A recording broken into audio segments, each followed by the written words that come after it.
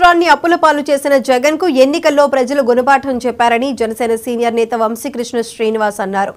ఎన్నికల ఫలితాలు రాకముందే రాష్ట్రంలో కూటమిదే అధికారమని వైసీపీకి తెలిసిపోయిందంటున్న వంశీకృష్ణతో మా ప్రతినిధి Kiran Kumar face to face. సార్వత్రిక ఎన్నికల పోలింగ్ పూర్తయింది. ఇక ఏదైతే పోలింగ్ ప్రక్రియ అనంతరం జరగాల్సినటువంటి తదుపరి కార్యక్రమం జూన్ 4న పూర్తి స్థాయిలో ఫలితాలు వెలువడేందుకు ఎలక్షన్ కమిషన్ అన్ని చర్యలు చేపట్టింది. ఈ నేపథ్యంలో రాష్ట్రంలో అన్ని చోట్ల కూడాను కూటమి, మరోవైపు అధికార వైఎస్ఆర్ కాంగ్రెస్ పార్టీ బాహాబాహీకి దిగుతూ అల్లర్లు, ఓ పక్క గొడవలతోటి పెద్ద ఎత్తున సంచలనం రేగుతుంది. గతంలో ఎన్నడూ లేనటువంటి ఈ పరిస్థితి ఈరోజు కనిపిస్తుంది. అయితే ఈ నేపథ్యంలో కూటమి నుంచి విశాఖ సౌత్ కంటెస్ట్ చేస్తున్నటువంటి వంశీకృష్ణ శ్రీనివాస్ యాదవ్ మనతో ఉన్నారు. ఆయన అడిగి మరింత సమాచారం తెలుసుకుందాం. సార్ చెప్పండి, ఈరోజు అసలు ఈ పరిస్థితి గల కారణం అంటే గతంలో మీరు అన్నడు ఇటువంటి చూసి ఉండరు, ఈ పరిస్థితులు ఎందుకని ఇలా ఉంది ఈరోజు?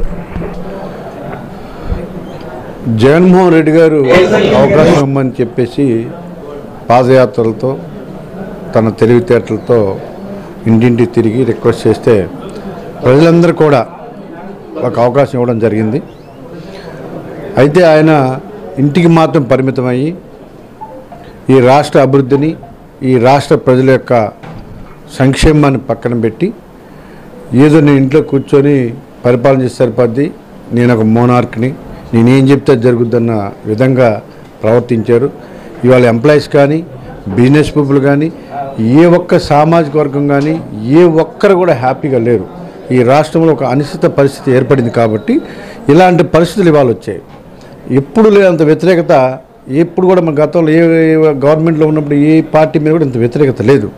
ఈ వ్యతిరేకతకు కారణం ఆయన పరిపాలనా విధానం. ఏదో ల్యాండ్ టైటిలింగ్ యాక్ట్ అని ఒకటి తీసుకొచ్చి మన ఆస్తుల్ని ఆయన దగ్గర, ఇప్పుడు మన ఆస్తులు మన దగ్గర ఉంటే తట్టుకోలేని పరిస్థితి ఉంటే ఈ ఆస్తులు తీసుకెళ్ళి ఆయన ఏదో అక్కడ పెట్టేస్తాను అంటున్నాడు.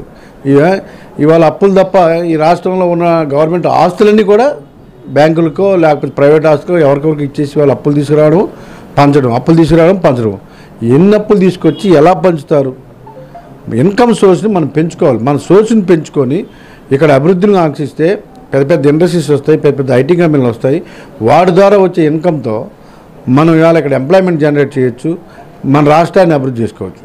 వాటి మీద మనసు పెట్టకుండా ఏదో బటన్ నొక్కడానికే పరిమితం అయిపోయి ఇవాళ ఈ రాష్ట్రం పరిస్థితి వచ్చింది.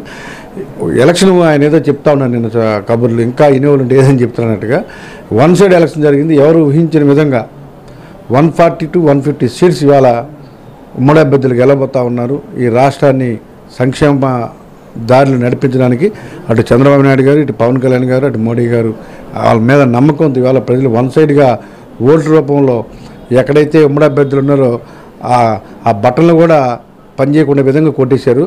ఈయనకి ఇంకా ఏదో కళ్ళ ఉన్నాడు, ఇంకా కళ్ళలో నుంచి బయటకు రావడానికి ఇంకొక 10 రోజులు టైం పడుతుంది కాబట్టి ఆయన ఖచ్చితంగా ఆ కళ్ళలోనే ఉన్నాయని 4 రోజులు ఉండాలని నేను కోరుకుంటున్నాను. సార్ ఒకటి చెప్పండి, 151 సీట్లకు పైబడి అసెంబ్లీ స్థానాలు గెలుచుకుంటామని చెప్పి, అదేవిధంగా 22 పార్లమెంట్ స్థానాల కంటే అబో ఈసారి వస్తాయని చెప్పి ఐపాక్ సంస్థ దగ్గరికి వెళ్ళి అక్కడే అనౌన్స్ చేయడం అంటే ఏంటి అసలు? అదేమా ఏంటి? లేకపోతే ఒక రకంగా భయం సృష్టించడానికి, కూటమిని భయపెట్టడానికా ఏమనుకోవచ్చు అసలు? ఈ నెల రోజులు ఆ పార్టీ నాయకుల్ని, ఆ పార్టీ మంత్రుల్ని హ్యాపీగా ఉంచడానికి అందరికీ తెలిసి రిజల్ట్ అసలు వాళ్ళు మధ్యాహ్నం 12 గంటలకల్లా చేలెత్తేసి ఎక్కడో అభ్యర్థులు అక్కడ పారిపోయారు. ముందు అసలు అది చెక్ చేసుకుని మనం వాళ్ళ మంత్రులు కూడా 12 గంటల తర్వాత ఎలక్షన్ చేశారా లేకపోతే పారిపోయారు, ఎక్కడో అక్కడ చేలెత్తి పారిపోయిన విషయం కూడా అది చెక్ చేసుకుని మనం ఫస్ట్.